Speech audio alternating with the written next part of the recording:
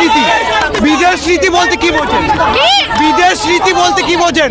Foreign affair বলতে কি বোঝেন? আপনারা এই সমস্ত কমেন্ট করুন, এসব ফালতু খবর করবেন না।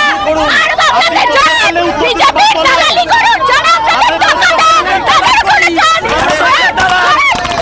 আপনারা দেশের দালাল, আপনারা দেশের দালাল।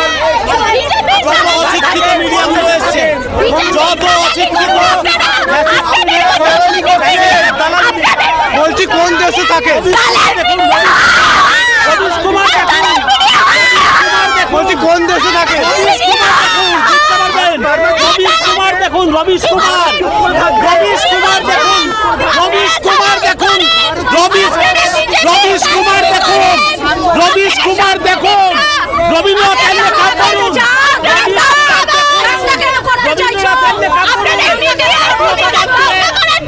বর্তমানে মিডিয়ার ভূমিকা নিয়ে পড়ুন। জাতীয়তাবাদ দিয়ে রবীন্দ্রনাথ